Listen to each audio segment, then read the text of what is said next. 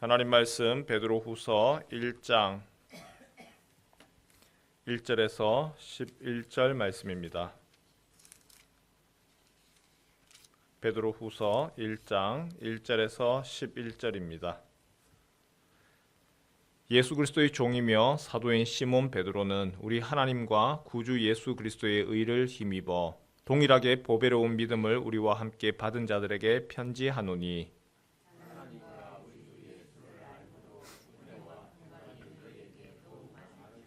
그의 신기한 능력으로 생명과 경건에 속한 모든 것을 우리에게 주셨으니 이는 자기의 영광과 덕으로서 우리를 부르신 이를 알므로 말미암음이라.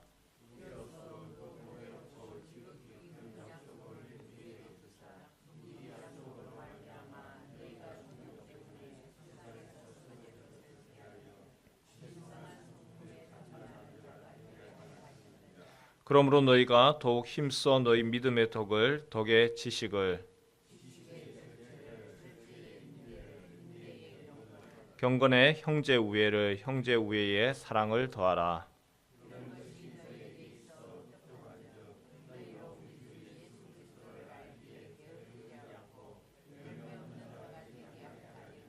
이런 것이 없는 자는 맹인이라 멀리 보지 못하고 그의 옛 죄가 깨끗하게 된 것을 잊었느니라.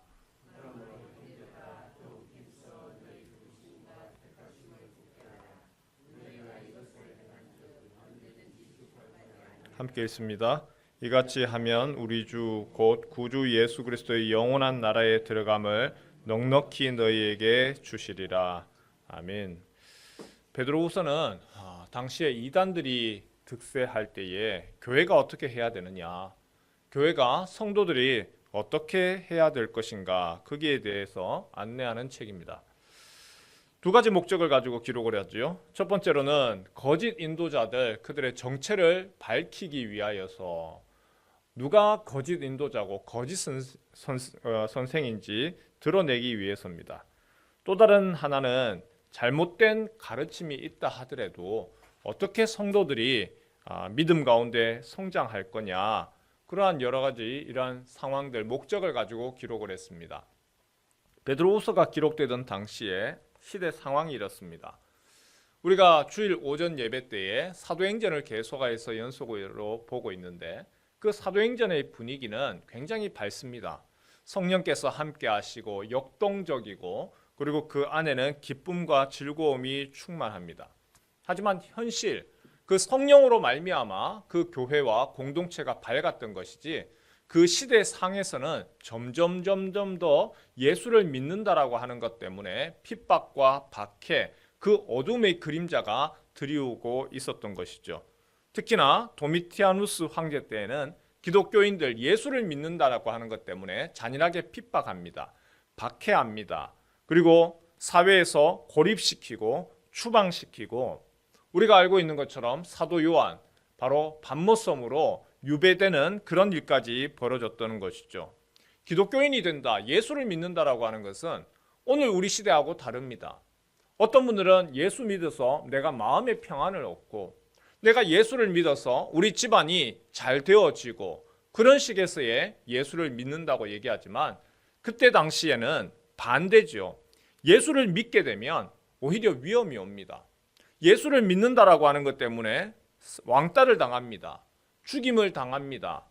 어떻게 될지 모르는 위험 가운데서 자신의 생명까지도 어떻게 될지 모르고, 내가 예수를 믿어서 나뿐만 아니라 내 가족들이 어떠한 위험에 처할지도 모르는 그러한 위험적인 상황이 예수를 믿는다는 것이었습니다.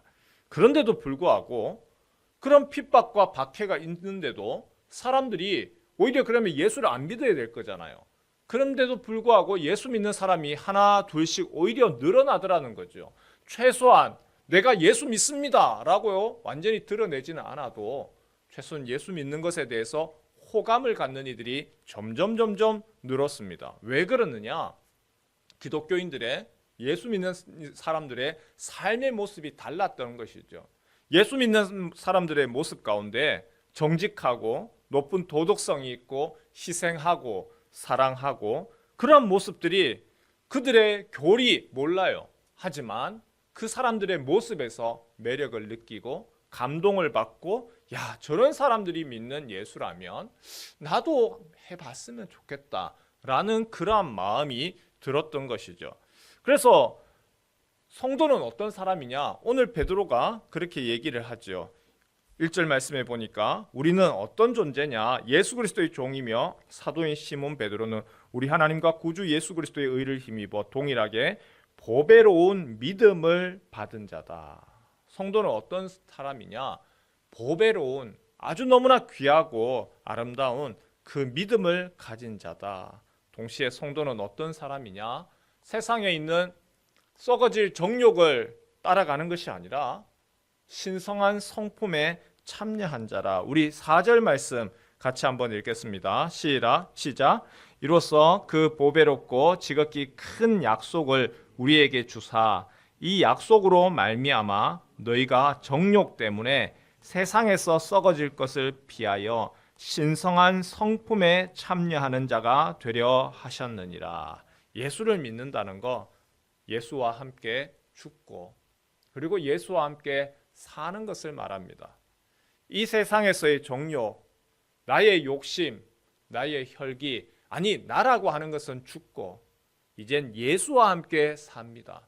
다르게 얘기를 하면 성령, 그 거룩한 영, 그분이 나를 지배하셔서 내가 신의 성품에, 그 하나님이 원하시는 그 신의 성품에 참여하는 것이고 나의 욕심, 나의 정욕, 나의 혈기가 아니라 예수와 함께 하나님이 원하시는 그 거룩에 참여한다는 것이죠. 9절 말씀에도 나오죠. 그래서 예수 믿는 사람은 어떤 사람입니까? 우리 9절도 같이 한번 읽겠습니다. 시작. 이런 것이 없는 자는 맹인이라 멀리 보지 못하고 그의 옛 죄가 깨끗하게 된 것을 잊었느니라. 성도는 이전에서의 모습은 벗어버리고 옛 죄는 벗어버리고 깨끗하게 된 사람이라. 더 이상 죄의 종로로 타는 것이 아니라 신의 성품에 참여하여서 그 신성한 성품으로 가득한, 그러니까 당시에 사람들이 보았을 때 다르더라는 것이죠. 예수 믿는 사람들 모습이 다르더라. 5절 말씀해 보니까 신의 성품 어떤 것이 있는지 소개를 합니다. 그러므로 너희가 더욱 힘써 너희 믿음의 덕의 지식을, 지식의 절제를, 절제의 인내를, 인내의 경건을, 경건의 형제 우애를, 형제 우애의 사랑을 더하라. 믿음과 덕과 지식과 절제와 인내와 경건과 형제 우애와 사랑으로 가득한 그러한 신의 성품에 참여해라. 성도는 세상 사람들하고 달리 그 신의 성품, 하나님의 성품으로 가득 채워진 사람들. 내가 가지고 있는 내 성품, 내 성질에 못 이겨서 사는 것이 아니라 그 신의 성품, 성령께서 나를 움직이시는 사람들이라는 것이죠. 앞에서 언급한 대로 로마 시대에 많은 박해가 있었습니다. 핍박이 있었습니다. 그럼에도 불구하고 그리스도인들은 핍박을 받으면 받을수록 더 순수했고 깨끗했고, 그때 당시에 핍박받을 때에도 전염병이 있었습니다. 오늘 우리 시대처럼 지나간 것처럼 코로나도 있었습니다. 그런데도 불구하고 그 코로나 같은 그 무서운 전염병에 모든 사람들 다 도망하는 것이죠. 전염병이 생겼는데 누가 그 아픈 사람을 돌보겠습니까? 옆에 있으면 혹시라도 나도 아프지 않을까? 전염이라는 개념은 없어도 무서운 거죠. 그런데도 불구하고 그리스도인들은 그 죽음보다 무서움보다 찾아가서 사람들을 위로하고 돌보고 치료했습니다. 믿음의 덕을 더하고 인내와 경건, 형제 우애와 사랑으로 그렇게 할 때에 그들은 이 세상에서의 욕심보다 하늘 소망 가지고 달려갔고, 또한 하나님이 원하시는 그 신의 성품에 참여한 자로서 죄의 모습이 아니라 주님이 원하시는 거 살겠다고 그렇게 할 때에 그 모습을 보고 감동받은 사람들, 그 다른 모습, 자신의 것을 취하고 욕심내는 모습이 아니라 그 다른 모습, 그 모습으로 인해서 감동받아서 믿는 자의 수가 점점 늘어났다는 겁니다. 오늘 우리 시대의 전도가 어떻습니까? 전도가 참 쉽지가 않지요. 예전처럼요, 전도지 돌리면 전도지 돌리는 거 반가워합니까? 받자마자 버립니다. 그러니까 참 전도지 돌리는 것도 쉽지 않습니다. 요즘에는 이제 환경 문제 그나마 사람들이 잘 받는 게 물티슈였거든요. 근데 이 물티슈도 플라스틱이라고 해서 점점 이제 아는 사람들은 그것도 싫어합니다. 노방전도 하는 거 참 어렵습니다. 그렇게 하는 것 자체를 마치 욕심을 내고 포교 활동을 위해서 욕심에 가득 찬 그러한 종교로 취급을 합니다.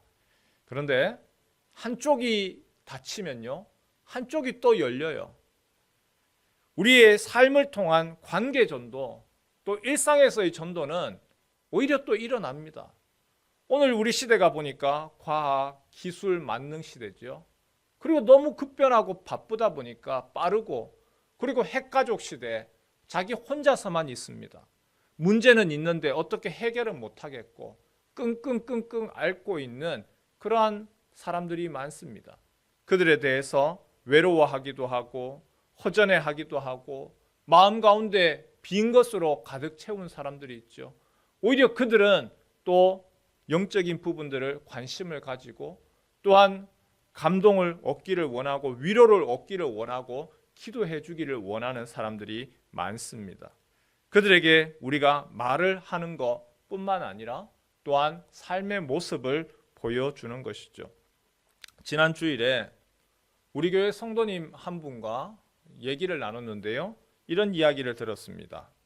본인이 하시는 일이 복지관에서 어른들 이렇게 챙겨드리는 일들, 노인 생활보호사 이 일들을 하시는데 자연스럽게 우리 문현동 주민들 여기 이쪽 지역을 담당을 하면서 그분들하고 이야기를 이렇게 하고 같이 또 생활하시는 분들, 생활복지사 분들하고 이런저런 이야기들을 하시더래요. 그런데 그분들 중에서 많은 분들이 타종교, 특히 불교, 부산 지역이기 때문에 불교를 믿는 분들이 많습니다. 근데 희한하게 요쪽 동네에 우리 교회가 있는 지역 동네에서 그분들이 또 복지관 일만 하시는 것이 아니고 주민센터 일도 같이 또 일을 하시는데 우리 교회에 대해서 되게 좋은 호감을 가지고 계시더래요. 교회가 반찬 봉사도 하고 동네 일에 관심도 많이 가지고 어른들도 잘 챙겨주고 그리고 저에 대해서도 칭찬하시더라고요. 목사님이 지역사회 보장협의체 위원이라서 우리가 목사님 잘 안다고 그분들이 저를 잘 아신답니다. 이단이라고 하는 것이 우리는 교리적인 문제를 가지고 언급을 많이 합니다. 그런데 가만히 한번 보십시오. 뿌리가 잘못되었으면 그 열매도 잘못되는 것이 사실입니다. 그 나무가 잘못되었으면 거기에 대해서 맺히는 열매는 나쁜 열매인 것이 당연한 것이죠. 이단이 왜 문제가 될까요? 교리가 잘못되다 보니까 그 교리에 따라서 생활하는 사람들의 삶의 모습도 빗나갑니다. 사회에서 기대하는 모습, 소금과 빛이 아니라 오히려 하는 행동들이 어두운 길로 그리고 잘못된 길로 문제를 자꾸 일으켜냅니다. 신천지가 그렇잖아요. 그 교리의 문제만이 아니고 그 교리에 물든 사람들이 모략이라 거짓말이라 그러면서 이 사회에 대해서 오히려 어지럽히죠.